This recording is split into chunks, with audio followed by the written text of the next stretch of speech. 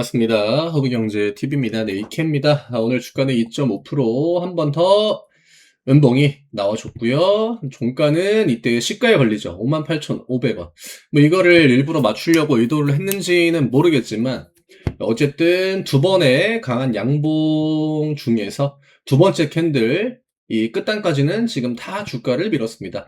뭐 앞 구간은 어쨌든 시장이 굉장히 좀 지루했고 이스케가 이 두 개의 캔들을 이찬 종목 중에서는 가장 강하게 만들어 놨기 때문에 이게 뭐 주가가 무너졌다라고 보시는 분들도 계시겠지만 어쨌든 절반 가격에 대해서는 방어를 뭐 해줬다라고 봐야겠죠. 물론 오늘 흐름보다는요 내일이 중요합니다. 왜냐하면 앞 구간은 변명이 돼요. 뭐 반도체도 안 움직이고 바이오도 안 움직이고 이찬지도 안 움직이고 죄다 뭐 테마주니 뭐니 뭐 이런 변두리 섹터들로만 돈이 돌고 그러면 지금은 메인 업종들이 움직일 모멘텀이 없다. 이 명분거리가 되거든요. 그러니까 이 조정이 뭐 그냥 시장이 이러다 보니까 만들어지는구나 이게 됩니다. 하지만 오늘은 일단 코스피가 반등을 막판에 쭉 강하게 만들었죠. 어쨌든 간에 반도체 중심으로 하이닉스 3전을 중심으로 움직였기 때문에 이제는 메인 섹터들로 시장에 돈이 좀 도나? 이런 관점을 또 가질 수 있단 말이죠. 그럼 어쨌든 반도체가 뭐 포문을 열었다라고 했을 때 이 흐름이 내일까지 이어질지는 뭐 좀 더 지켜봐야겠지만 어쨌든 이 다음 타자 바이오가 됐든 이차전지가 됐든 로봇이 됐든 코스닥을 끌어올릴 만한 그 움직임의 그 메인 주체들이 포지션을 잡아 나가야 됩니다. 물론 그 포지션이 이찬지한테 우상권이 들어오게 되면은 가장 좋겠죠. 오늘 장 초반에 또 에코프로 같은 종목들이 가격을 위쪽으로 끌어올렸거든요. 물론 윗꼬리에 그치긴 했지만 에코프로는 어쨌든 10만 원이라고 하는 가격을 막아주고 싶어 한단 말이죠. 그 다음에 이 액면 분할의 기준이 됐던 뭐 10만 1,000원. 네. 예, 만약에 이차전지가 진짜 뭐 에코프로가 긴 상승의 사이클을 준비하고 올라왔다라고 하면요. 기본적으로 이런 자리 똑같아요. 에코프로도 액면 분할의 그 거래정지 가격 거기가 기준점이 되거든요. 그렇기 때문에 앞 구간도 여기에 막혔던 거고 그게 10만 1,000 얼마일 겁니다. 10만 1,700원인가요? 10만 1,500원이죠. 10만 1,500원인데 보시면 이 10만 1,500원이라고 하는 가격대가 여기입니다. 앞에서 막아주고 들어 올리지 못하고 밑으로 꺾은 다음에 그 다음에 두 번째 트라이에 시가부터 해가지고 뚫어 올렸단 말이죠. 그러면 지금 에코프로가 어쨌든 간에 막아주려고 하는 가격대가 이 구간이기 때문에 여기에서 음봉이 나온다라고 하면은 그건 이차전지 힘이 빠진다라고도 볼 수 있겠죠.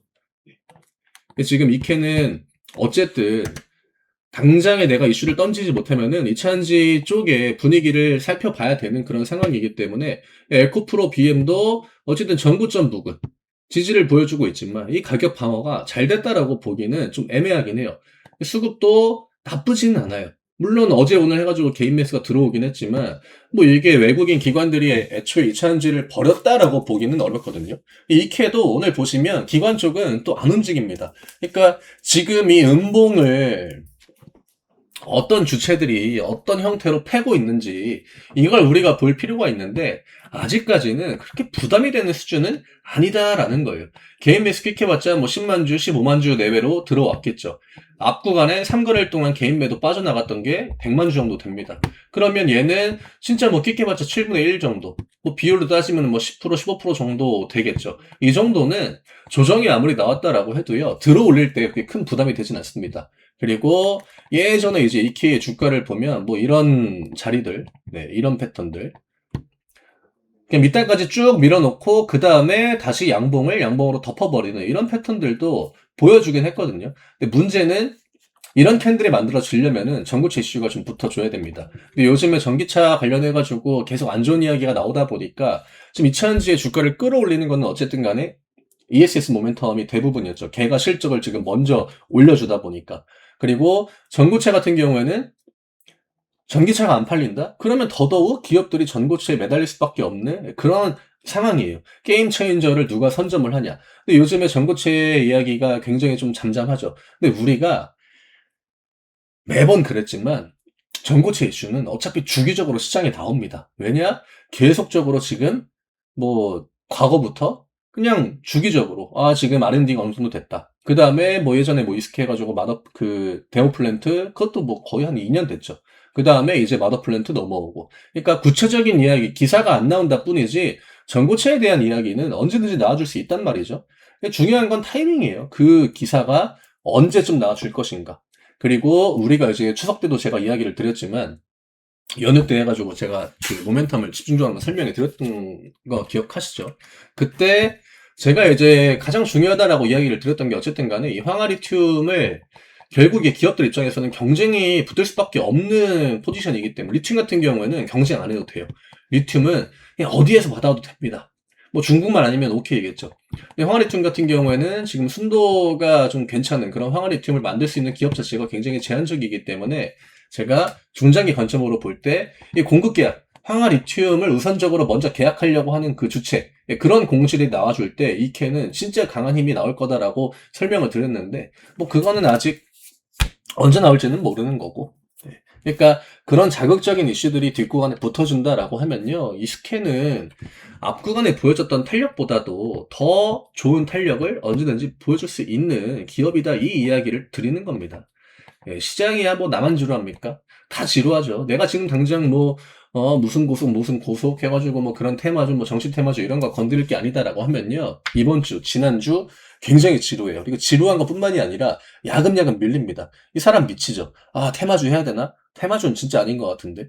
근데 내 종목은 또 빠져요. 그럼 내 심리적으로 갈등이죠. 온단 말이죠. 아, 저거 해가지고 상한가를 내가 2번만 먹었어도 지금 내가 이거 몇 달 동안 기다린 거 그냥 금방 수익 내고 끝나는 건데, 그런 생각들을 뭐 누구나 다 한 번쯤은 하겠죠. 예, 다만 뭐 물론 뭐 수익을 내고 나오면은 뭐 테마주건 뭐 잡주건 뭐 크게 상관은 없지만, 예, 그런 종목들은 매초의 확률값, 그러니까 기대값 이런 것들도 굉장히 좀 낮고, 예, 약간 좀 도박이잖아요. 예, 근데 우리가 진짜 주식시장에 들어가지고 뭐 투자를 한다라고 했을 때 이케가 지금 갖고 있는 불리함은 저는 크지 않다라고 봅니다.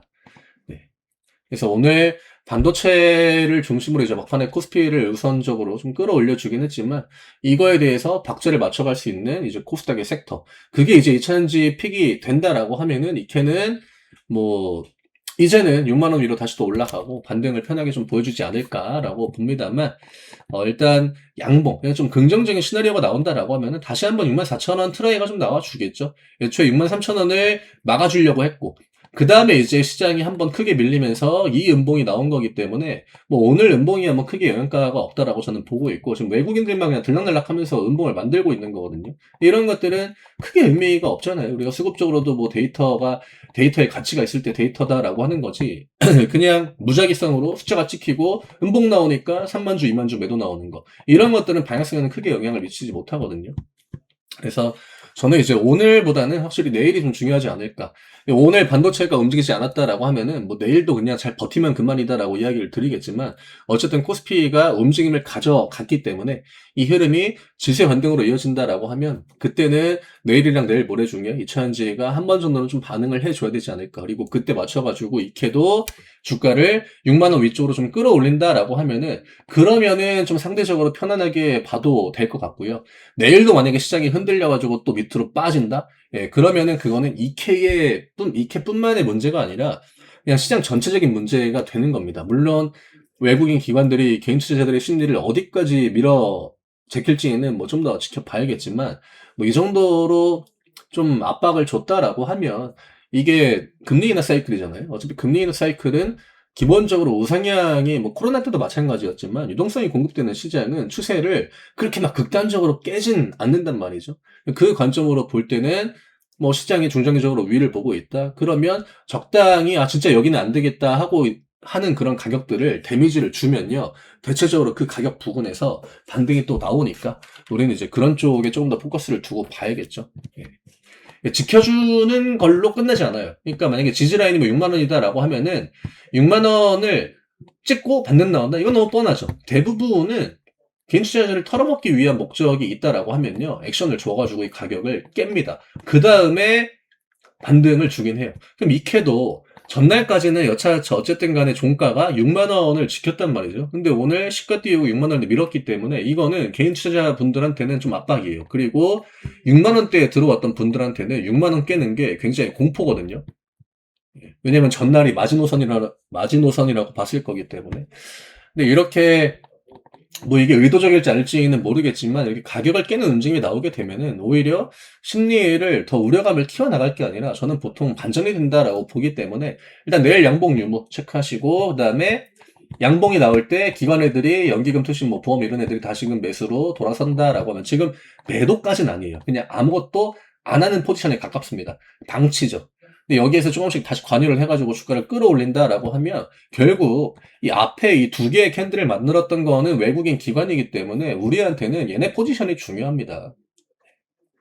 지금 얘네들이 크게 나가는 흔적이 없다라고 하면 지금 나오는 음봉들에 너무 일희일비할 필요는 없다라는 거죠. 물론 주가는 우리가 생각하는 것보다 많이 밀렸습니다. 시장도 전날에 이제 또 극단적인 그런 데미지를 줬기 때문에 대부분의 종목들, 섹터들 데미지 들어와요.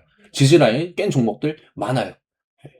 근데 여기에서 더 내가 우려감을 확장시켜야 되는 타이밍이냐? 네, 그런 관점은 저는 아니다라고 생각합니다. 그래서 오늘 뭐 이런저런 이야기를 좀 드리긴 했는데, 뭐 어쨌든 앞 구간에 가격을 세게 들어 올렸던 게 이게 이케만 내려온 게 아니잖아요. 다 같이 내려왔으니까 어쨌든 그거는 주가 방어하는데 좀 도움이 됐다라고 보시면 되고, 만약에 이 정도까지 올려놓고 지금 시장 조정을 맞았다라고 하면요, 주가는 다시 원래 있던 자리로 돌아갔겠죠.